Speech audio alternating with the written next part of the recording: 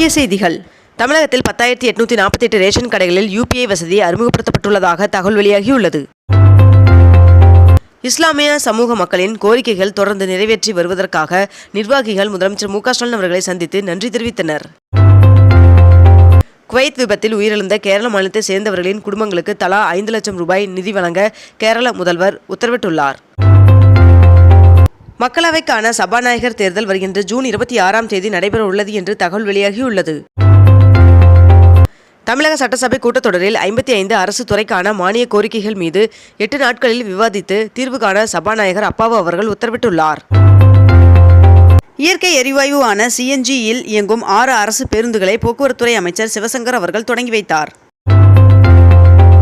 தமிழகத்தில் மீன்பிடி தடைக்காலம் இன்றுடன் நிறைவடைகிறது. குவைத்தில் உயிரிழந்தவர்களின் குடும்பத்தினருக்கு தலா 5 லட்சம் ரூபாய் நிவாரண நிதி வழங்கப்படும் என்று முதலமைச்சர் மு.க. ஸ்டாலின் அவர்கள் தெரிவித்துள்ளார்.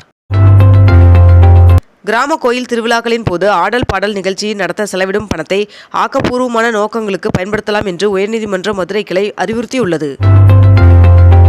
நீட் கருணை மதிப்பெண் வழங்கப்பட்ட 1563 மாணவர்களுக்கு மறுதேர்வு நடத்தப்படும் என்று உச்சநீதிமன்றத்தில் தேசிய தேர்வு முகமை தெரிவித்துள்ளது.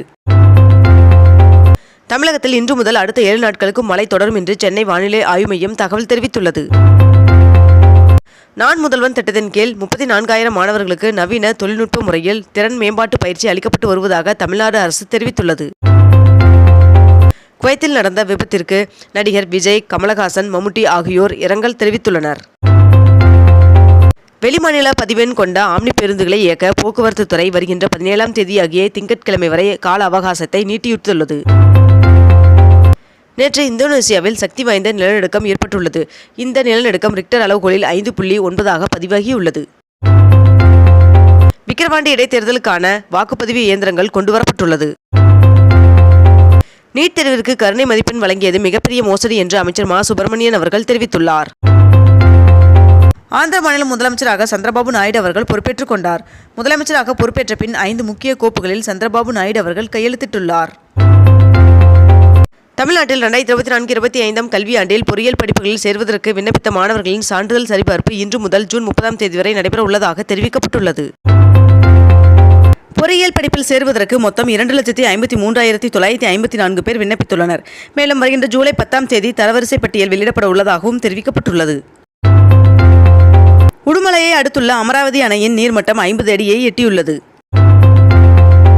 விக்கிரவாண்டி இடைத்தேர்தலுக்காக திமுக சார்பில் அமைச்சர் பொன்முடி உட்பட 11 பேர் கொண்ட பணிக்குழு அமைக்கப்பட்டுள்ளதாக தெரிவிக்கப்பட்டுள்ளது.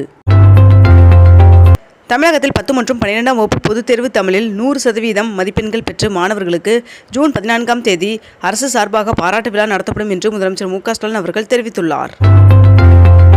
கடுமையான வெப்பம் மற்றும் வெப்ப அலை காரணமாக ஜார்க்கண்டில் உள்ள அனைத்து பள்ளிகளுக்கும் வருகின்ற ஜூன் 15ஆம் தேதி வரை விடுமுறை அறிவிக்கப்பட்டுள்ளது. மே மாதத்தில் நாட்டின் சில்லறை பணவீக்கம் 12 மாதங்களில் இல்லாத அளவில் 4.75% குறைந்தது என்று ஒன்றிய அரசு தகவல் தெரிவித்துள்ளது.